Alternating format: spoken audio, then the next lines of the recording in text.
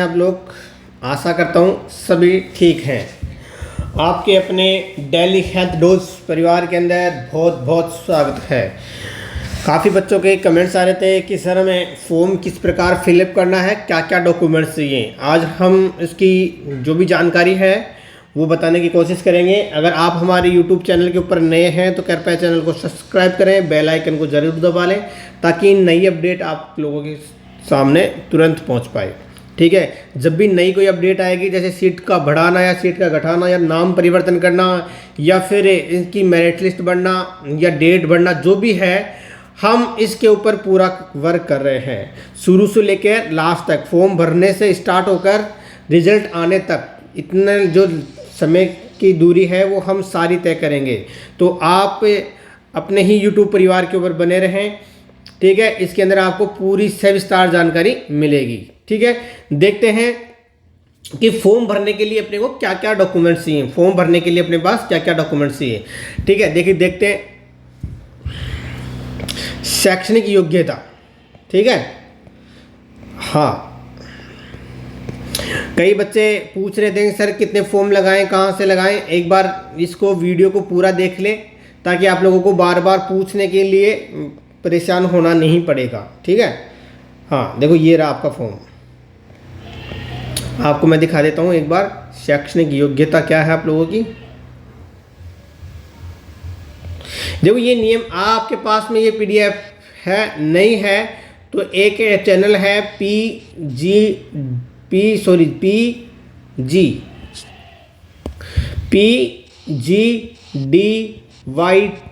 इस Telegram channel है, उसके ऊपर ये लिस्ट रखी हुई है। PGDYT योगा के नाम से, PGDYT YO योगा के नाम से चैनल है, उसके ऊपर ये रखी हुई है। आप इसको अच्छी तरह पढ़ लें। ठीक है, इस पीडीएफ को अच्छी तरह पढ़ लें और उसके बाद में ही फॉर्म भरें। हाँ, नेक्स्ट, ग्रामीण के लिए, ग्रामीण व्यक्तियों के लिए ग्रामीण को अलग से पोस्ट भरना है और शहरी व्यक्तियों के लिए अलग से पोस्ट भरना है, लेकिन आप लोगों को ये पढ़ना पड़ेगा। देखो ये रहा पूरा।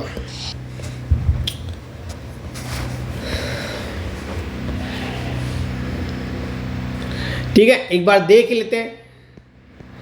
आपको मैंने बता दिया था, ये देखो क्वालिफिकेशन, शैक्षणिक योग्यता। शैक्षणिक योग्यता क्या है? सबसे पहले ये जब शैक्षणिक योग्यता देखेंगे तो सबसे पहले इन्होंने क्या दिया, सबसे पहले हम उस व्यक्ति को लेंगे जिसने BNYS कर रखी है। BNYS योगा के लिए सबसे पहले उस व्यक्ति को लेंगे जिसने BNYS कर रही है। दूसरी योग्यता इन्होंने बताई कि जिन्होंने MSc कर रखी है, MA या MSc, जिस व्यक्ति ने MA या MSc कर रखी है उस व्यक्ति को हम लेंगे। तीसरी योग्यता इन्होंने बताई कि जिसके पास BSc है, 3 साल की डिग्री, जिसके पास BSc या BA है उसे हम प्राथमिकता देंगे। ठीक है, उसके बाद में 4 नंबर पे किसी के पास PG डिप्लोमा हो, पोस्ट ग्रेजुएशन, या जिसके पास UG डिप्लोमा हो, अंडर ग्रेजुएशन। ठीक है, हाँ, तो इनकी ये है योग्यता भाई, ये होना चाहिए। और अगर ये भी नहीं मिलते, उस जगह के ऊपर ये कैंडिडेट भी नहीं मिलते, जैसे BNYS वाला भी नहीं है, BNYS वाला भी नहीं है, और ये भी नहीं है, MA वाला भी नहीं है, BSc वाला भी नहीं है, BA वाला भी नहीं है, और PG वाला भी नहीं है। उस परिपक्ष में उन्होंने कहा है डिप्लोमा ऑफ नर्सिंग, किसी ने नर्सिंग में फार्मेसी 2 साल का डिप्लोमा कर रखा है, हम उसको प्राथमिकता देंगे। अगर ये व्यक्ति भी नहीं रखा तो उसके बाद में लास्ट क्वालिफिकेशन है कि किसी ने 6 महीने का minimum senior pass out diploma किसी ने कर रखा है तो हम उसको प्राथमिकता देंगे। ठीक है, और आयु सीमा क्या है? आयु सीमा आप लोगों को बता दी गई थी कि आयु सीमा है 1/1/2025 को कम से कम 21 वर्ष का हो और ज़्यादा से ज़्यादा 40 वर्ष का हो। आवश्यकता अनुसार उन्हें छूट दी जाएगी। जैसे 40 है तो OBC को कितनी साल की? 3 साल की छूट है। OBC को 3 साल की छूट है। SC प्लस ST को 5 साल की छूट है। ठीक है, ये इनको छूट दी जाएगी।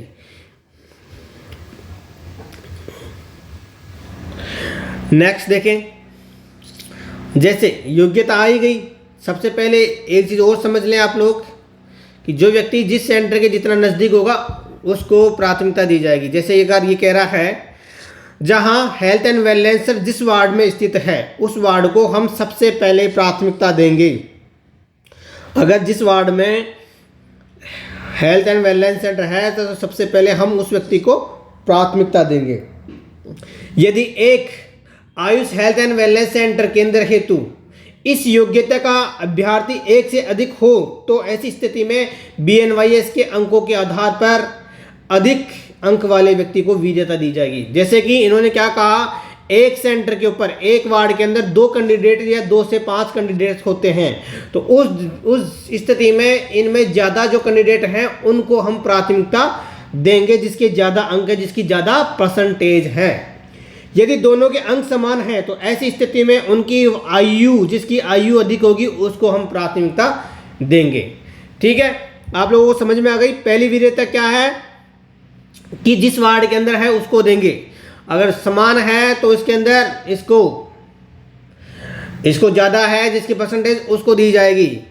दूसरी वरीयता देख लो, दूसरी ये क्या है, यदि जिस वार्ड में हेल्थ एंड वेलनेस सेंटर है उस वार्ड के सीमावर्ती का निवासी हो। दूसरी योग्यता, हम उस वार्ड के अंदर अगर सीमावर्ती कोई है, जैसे ये भी ग्राम पंचायत है, ये सॉरी वार्ड है और ये भी वार्ड है, ठीक है, और ये भी वार्ड है और ये भी वार्ड है। ठीक है, आप समझ लो। और कौन सी वार्ड के अंदर है, हेल्थ एंड वेलनेस सेंटर इस वार्ड के अंदर है। इस वार्ड के अंदर क्या रहा है, हेल्थ एंड वेलनेस सेंटर। अगर ये इस वार्ड के अंदर कोई भी योगा टीचर नहीं है इस वार्ड के अंदर तो सब उसके बाद में ये किसको प्राथमिकता देंगे, ये देंगे इस वाली को, पास वाली को, इस वाली को, पास वाली को। ठीक है, अगर इधर भी कोई वार्ड है तो उनको पास वाली को दिया जाएगा। ठीक है, तो एक वार्ड में है। अगर इनमें भी नहीं है, इनमें भी योगा टीचर नहीं है तो वो इससे अगली वाली वार्ड को दिया जाएगा। ठीक है, समझ में आ रहा है ना। अगर कोई चीज़ समझ में नहीं आ रही तो आप हमें कमेंट कर सकते हैं, हम पूरा प्रयास करेंगे आप लोगों को समझाने के लिए। पहला समझ गए कि जिस वार्ड के अंदर है हम उसको प्राथमिकता देंगे, अगर एक से अधिक कैंडिडेट हुए तो परसेंटेज बेसिस देखेंगे।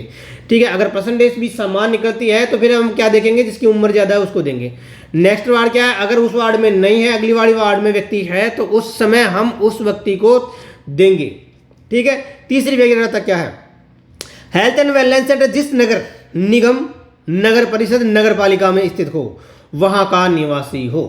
हेल्थ एंड वेलनेस सेंटर अगर किसी नगर में, नगर निगम में निकलता है तो व्यक्ति उसी नगर निगम का हो, या नगर परिषद में निकलता है तो व्यक्ति उसी नगर परिषद का हो, या नगर पालिका में निकलता है व्यक्ति तो उसी नगर पालिका का हो।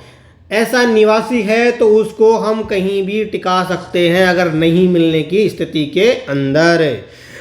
अगर पूरे में कहीं भी नहीं मिला तो वो पूरी पंचायत समिति या नगर निगम, नगर पालिका में कहीं भी फॉर्म लगा सकता है। नेक्स्ट देखो, ये सिचुएशन सभी में सेम रहेगी, आप लोगों को समझ में आ रहा होगा। ठीक है, ये यहाँ भी लागू होता है, यहाँ भी लागू होता है, यहाँ भी लागू होता है, इसके अंदर भी वही चीज़ है। ठीक है, नेक्स्ट इसमें भी वही चीज़ है, आप देख सकते हैं।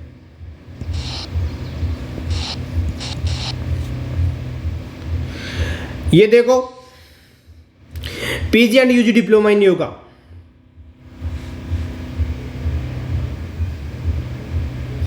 इसमें भी यही कह रहा है, डिप्लोमा इन योगा के अंकों के आधार पर अधिक अंक वाले अभ्यर्थी को वरीयता दी जाएगी। स्वाहा। यदि दोनों के अंक समान हैं ऐसी स्थिति में जिस अभ्यर्थी की आयु अधिक है तो उसको वरीयता दी जाएगी। ठीक है, समझ में आ गया भाई। जिसकी परसेंटेज, देखो सीधी सीधी बात सुन लो, मैं समझा देता हूँ आपको, आपको पता नहीं इसकी लैंग्वेज समझ में नहीं आ रही है तो देखते हैं, अपने यहाँ देखते हैं। ठीक है, सबसे पहले जिसकी परसेंटेज ज़्यादा है उसको उन्होंने वरीयता देंगे। ठीक है, ज़्यादा परसेंटेज वाले को। उसके बाद में जहाँ हेल्थ एंड वेलनेस सेंटर है, AHWC, जहाँ हेल्थ एंड वेलनेस सेंटर है उस जगह उसका निवासी होगा तो उसको प्राथमिकता मिल जाएगी। ठीक है। तीसरी वैधता क्वालिफिकेशन क्या है, सबसे पहले किसको देंगे, BNYS, उसके बाद में MA, उसके बाद में डिप्लोमा, PG डिप्लोमा। ठीक है। फिर उसके बाद में UG, ऐसे देंगे, कोई दिक्कत नहीं है। अब दूसरी बात, फॉर्म भरते समय क्या क्या चाहिए आप लोगों को, ये बड़ा प्रश्न है, बच्चे खूब फॉर्म कर रहे हैं। फॉर्म भरने के लिए एक तो आपको 10वीं की, 12वीं की, BA या ग्रेजुएशन की, ठीक है, नेक्स्ट योगा की, आधार कार्ड, ठीक है, आधार कार्ड, 2 ID, मतलब 2 ID चाहिए, 2 ID जिसमें DOB,